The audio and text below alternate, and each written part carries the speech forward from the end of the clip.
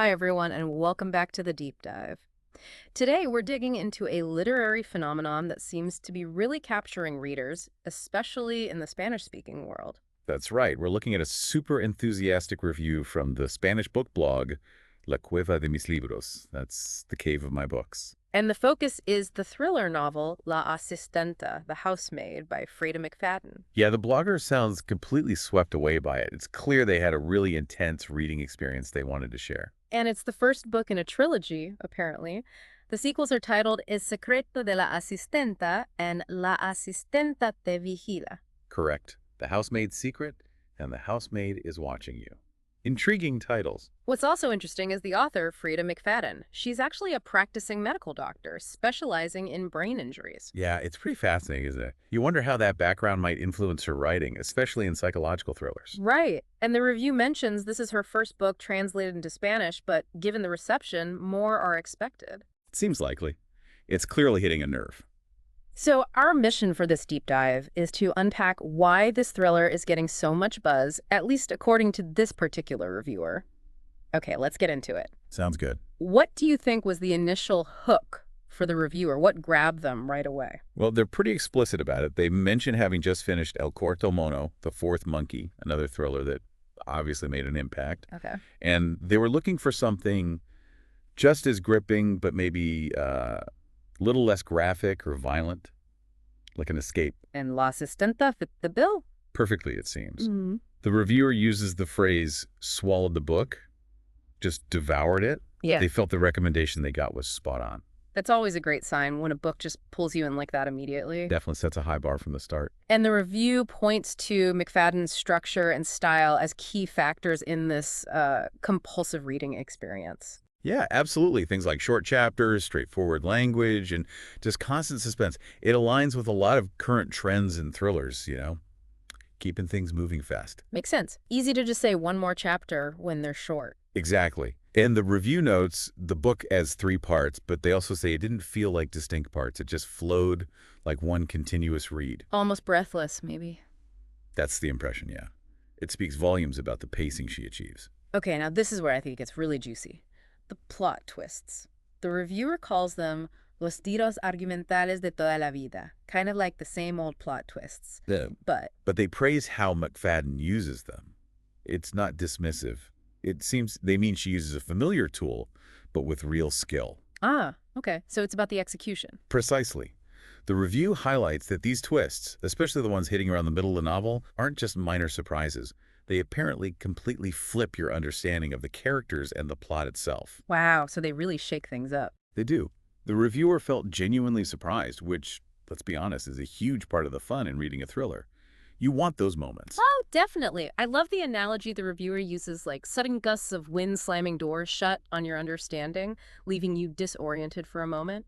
That's a great image, isn't it? Mhm. It captures that feeling perfectly. You think you've got it figured out, and then bam, Yeah. something shifts everything. And that disorientation is key, you think? I do. Yeah. Because it forces you, as the reader, to reevaluate everything you thought you knew.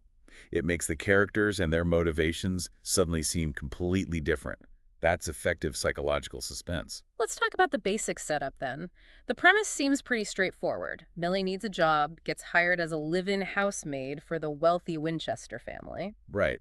Sounds simple, almost domestic, Hmm. but as you'd expect in this genre, things aren't what they seem. So the unease starts creeping in early. Yeah, the review mentions the strange behavior of the woman of the house, Nina, her lies, her erratic actions. It creates this immediate sense of unease. And then there's a child involved. Yes, Nina's 9-year-old daughter, Cecilia, which of course raises the stakes. It adds this layer of vulnerability and maybe even protectiveness from the reader's perspective. I see. And the house itself. The reviewer mentions something about a dressing room, a luxury car, and a door that only opens from the outside. Yeah, see? Little details like that, they instantly create suspicion and tension. That door detail is particularly chilling, isn't it? It really is. It suggests confinement control. Very unsettling. And the review really praises McFadden for building this high-voltage suspense with relatively few explicit details. It's more about immersing you in the atmosphere of the house, the character's fear. So it's more suggestive than graphic. That seems to be the case. The reviewer mentions subtle breaches of social norms, these small elements of terror that just build and build. It's not necessarily about overt violence, but a creeping dread. That can often be more effective, I think. That psychological tension. Agreed? And the review emphasizes that this tension doesn't let up. It carries right through to the final page, which explains why the reviewer apparently flew through it in just 3 days. 3 days, that's fast. Clearly addictive. Very. Speaks volumes about how engaging the story must be. So, wrapping up the reviewer's take, what's the bottom line? For someone looking for their next thriller read. Well, the overall verdict is overwhelmingly positive. They call it a good thriller. Excellent for escapism, exactly what they were looking for. And crucially. Crucially, it leaves you wanting more. The reviewer was eager to get to the next book in the trilogy, so it definitely delivers on that core promise: entertainment and pure engagement. It sounds like a solid recommendation then, especially if you want something that grabs you and doesn't let go. Based on this review, absolutely. Yeah. A safe bet for getting lost in a story. And the reviewer even added a funny warning in the comments section of their blog post, right? Huh, yes. Someone commented they were eager to read it, and the blogger replied, basically, careful.